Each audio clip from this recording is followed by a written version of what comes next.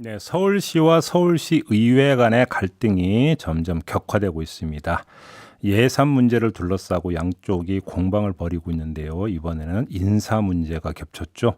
후보자 지명부터 논란이 일었던 김헌동 SH공사 사장 후보자에 대해서 서울시 의회가 부적격 판단을 내렸습니다.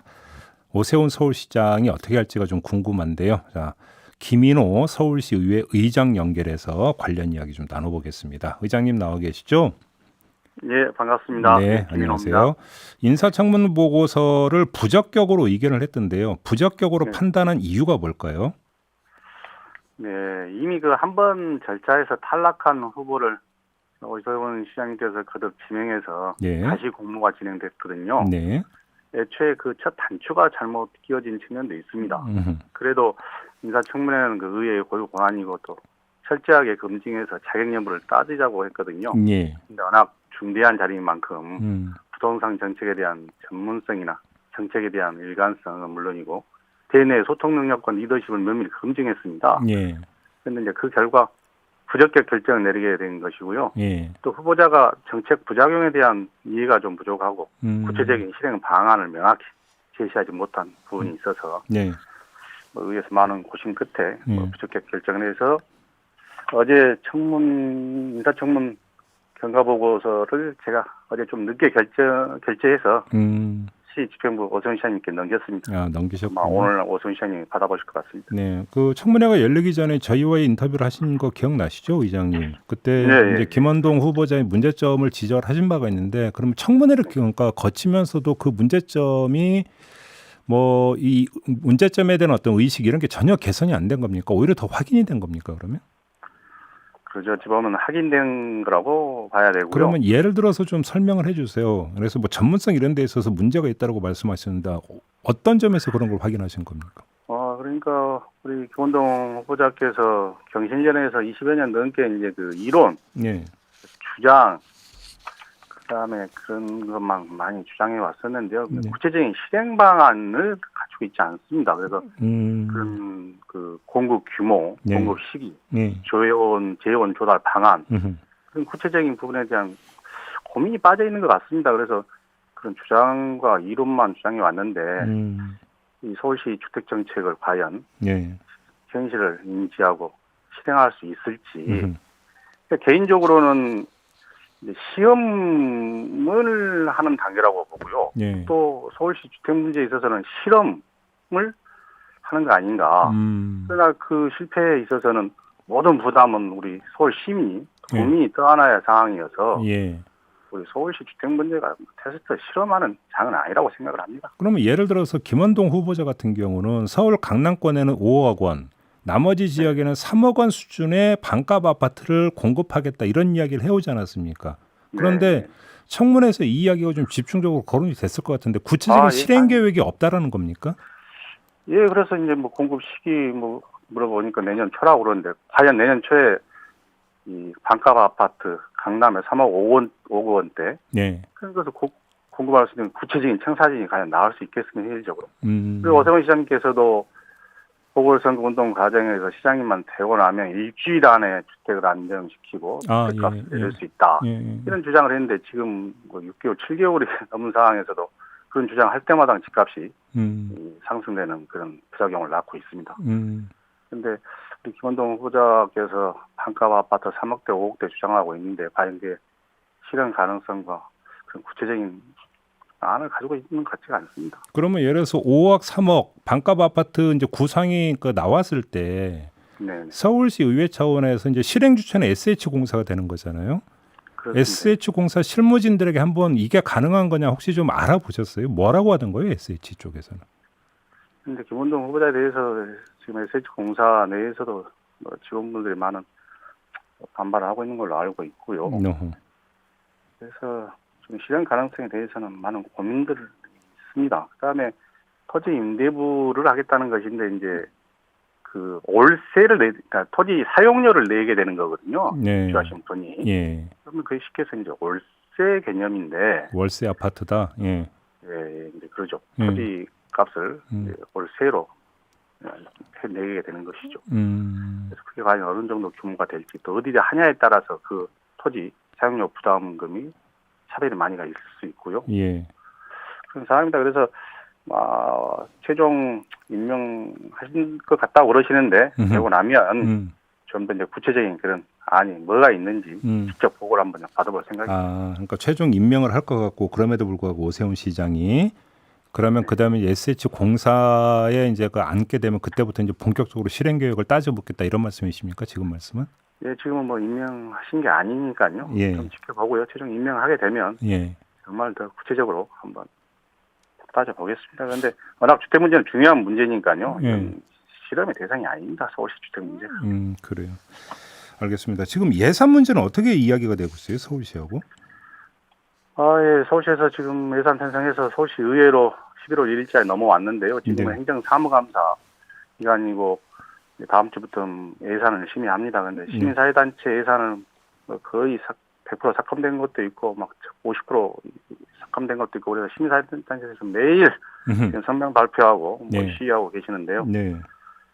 이제 뭐 편성은 시 집행부에서 했지만 뭐 최종은 시의회에서 의결을 하는 거니까요. 그런 많은 분들의 그런 실직과 또 불만이 없도록 예. 또 이런 행정의 연속성 또 신뢰를 회복할 수 있도록 의회에서 잘 조정해 보도록 하겠습니다. 그러면 관련해서 이창근 서울시 대변인의 사퇴를 촉구했던데 그러니까 사퇴를 촉구를 했던 겁니까? 의회 차원에서?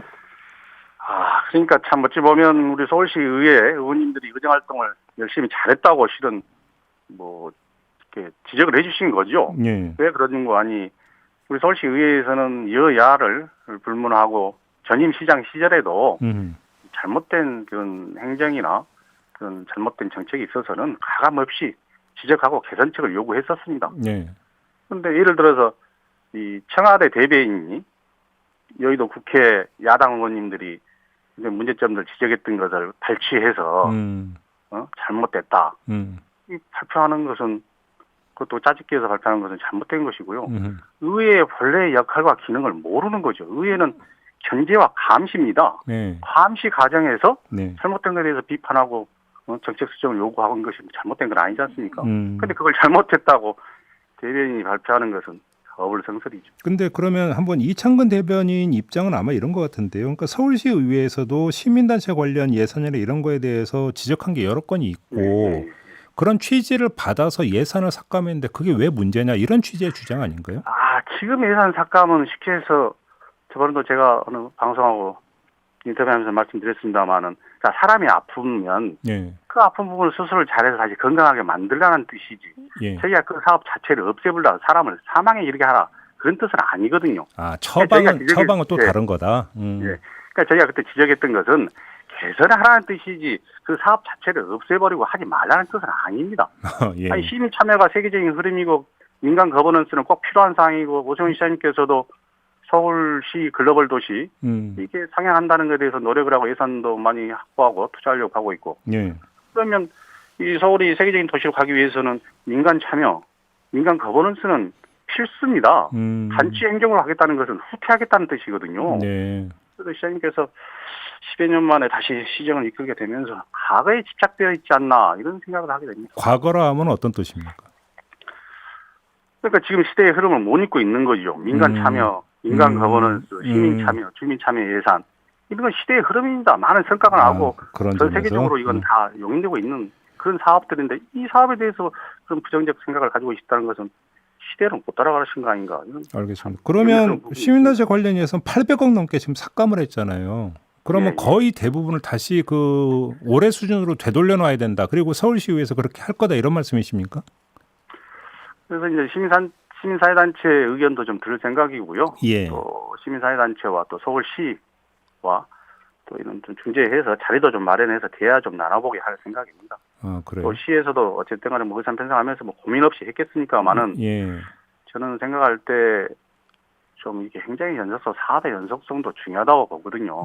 그 예산 삭감하면은 쉽게 해서 지금 다 실직에 놓이게 되고 사업이 중단되면 서울시 시정을 누가 신뢰하고 믿겠습니까? 그다음에 지금 모든 사업이 잘못됐다고 그러는데 그 사업이 잘된 사업이라고 의회를 설득하고 찾아와서 예산 확보하고 했던 분들이 지금 서울시 실국장님들입니다. 이분들이 시장님 바뀌었다는 이유로 갑자기 돌변해가지고 그 사업이 잘못됐던 사업이라고 지금 와서 얘기하면 이게 말이 되는 소리입니까?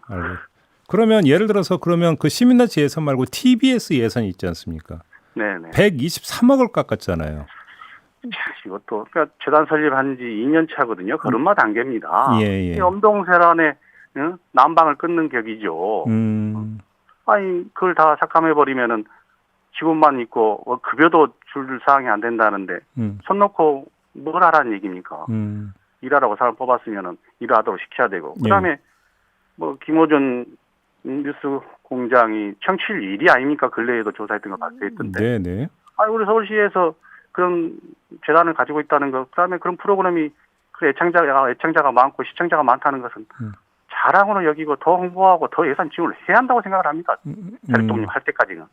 그런데 재단 설립 2년 차에 그런 예산을 끊는다는 것은 시대착오적 아닌가. 그러면 서울시 의회에서 그 123억 그 삭감분을 거의 그러니까 대부분 다 돌려놓을 계획이십니까? 예산 심의 과정에서요.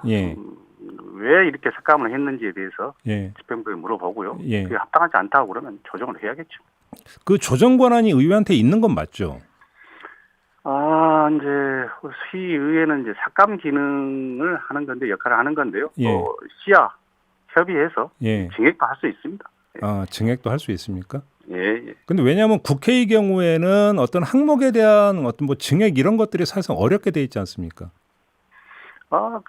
이제 국회에서 많은 얘기들 그 쪽지 예산이라고 하죠. 이제 그게 이제 국회에서도 넘어오면 국회에서도 증액하고 조정하고 그렇습니다. 그래요? 그게 이제 중앙정부의 동의가 있어야 되고 우리 서울시의회 역시 시의회에서 증액하고 그러면 알겠습니다. 시의 동의가 있어야 됩니다. 그래야 최종 합의가 이루어지는 겁니다. 알겠습니다. 자, 말씀 여기까지 듣겠습니다. 고맙습니다, 의장님. 예, 감사합니다. 네, 지금까지 김인호 서울시의회 의장이었습니다.